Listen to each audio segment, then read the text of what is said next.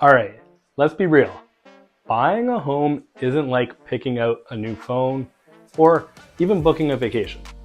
This is one of the biggest financial decisions you'll ever make. And the last thing you want to do is end up in a home that doesn't actually fit your lifestyle.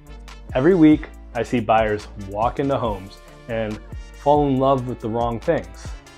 Granite countertops, fancy staging, or that one extra bedroom they actually don't need. But then a few months later, regret, because they never thought about the things that actually make a home perfect for them. Well, in today's video, I'm going to give you a real-world, no BS guide on how to find the right home for you, not your parents, not your best friend, not Instagram, just you. So stick around because this is going to save you some time, money, and a lot of stress. So let's get started.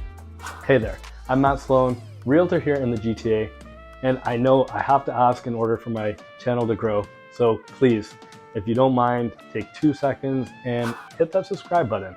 It would really mean a lot. And if you do actually end up liking this video, you can give it a thumbs up too. As we said, step one, before you even start browsing listings online or calling your realtor, you need to define your non-negotiables. And I'm not talking about I want a big kitchen or I'd love a backyard. I mean things that will make or break your daily life in this home. I always tell my clients, imagine your future self living here for the next 5 years. What does your morning routine look like? What's annoying about your current place that you can't stand anymore? What's something that would genuinely make it life easier? For example, maybe you work from home and you need a dedicated office space that's not a corner of your bedroom. So maybe you have a dog, so a backyard or nearby trails are a must. Or maybe you don't want to deal with yard maintenance at all. So a condo might actually make more sense for you. Now, on the flip side, your nice to haves, these are the things that would be great if they fit within your budget. But you won't walk away from a great home just because they're missing. Things like a finished basement, a brand new kitchen, or that Instagram-worthy front porch. Make 2 lists, must-haves versus nice-to-haves, and be honest with yourself because this is where most buyers go wrong. You'd be surprised how many people get caught up in a dream kitchen, but forget they actually need an extra bedroom for a home office. I had a couple last year who were convinced they needed a massive backyard for entertainment.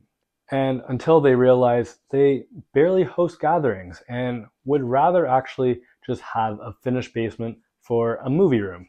The point is, your lifestyle should dictate your home and not the other way around. And here's a big one. Once you realize a certain home type doesn't work for you, stop looking at those homes. If you see a bungalow and it doesn't fit your needs, hey, don't waste time on seeing more bungalows. It's so easy to get distracted by new listings and open houses, but if a particular style or layout doesn't check your boxes, time to move on and focus on what does. This will save you from decision fatigue and keep you from second guessing yourself later on. Next up, location. And listen, I know everyone says location, location, location, but what does that actually mean for you?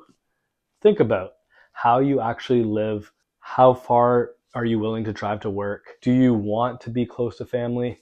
What about schools, grocery stores, coffee shops? A lot of buyers get caught up in square footage or a bigger backyard and they don't realize they're adding an hour to their commute every day. So trust me, the excitement of a big house wears off real quick when you're sitting in traffic 5 days a week.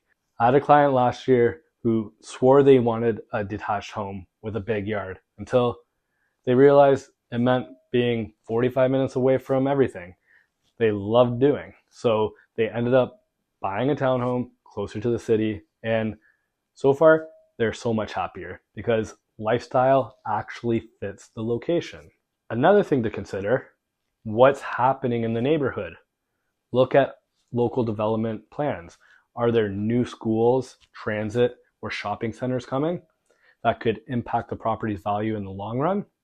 So before you even start looking at homes, pick 3 to 4 locations that fit your lifestyle first. You can always upgrade a kitchen later, but you can't move a house to a better location, or a better neighborhood.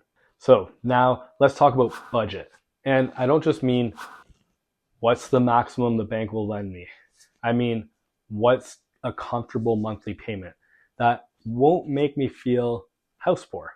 So, because let's be real, the bank doesn't really care if you still want to travel, go out for dinner, or have a life outside of mortgage payments. But you do. So here's a simple way to check if the house fits your budget. Take the estimated mortgage payment and live like you already have that payment for 3 months. If you're comfortable, great, you're good to go. If you're starting to stretch your budget, maybe it's a little too much house. Also, factor in future costs. If you're buying a home that needs work, will you have enough money left over for renovations? If interest rates go up in a couple of years, will you still be okay with your payments? Think ahead, because a house is a long-term commitment. So now we get to the fun part, touring homes. But here's where people make a big mistake. They get distracted by staging. And you walk in and it smells like fresh cookies, the decor is perfect, you're already picturing yourself hosting dinner parties. And suddenly, you're ignoring the fact that the layout is weird, or the bedrooms are too small, or there's no storage. Here's what you need to focus on instead. Layout. Will it work for your lifestyle long term? Storage, closets, pantry, basement. Where's all your stuff actually going to go? Big ticket items like roof, HVAC, windows, are they in good shape? Or are they going to cost you money in the next few years? The neighborhood. Walk around, talk to neighbors, visit at different times of the day. What's the vibe like? And don't be afraid to visit a house more than once, depending on the market, of course. Your first visit, you might get caught up in the excitement. A second visit, well, if you can, that's when you can start noticing the little details. So there you have it. How to actually find the perfect home for you. Not based on trends, not based on what looks good, but what actually works for your lifestyle and, most importantly, your budget. Now, I want to hear from you. What's your number one must-have when buying a home? Drop it in the comments. And also, if you found this video helpful, hit that like button, subscribe, and stay tuned for the next video in this home buying series. Thanks for watching, and I will see you in the next one.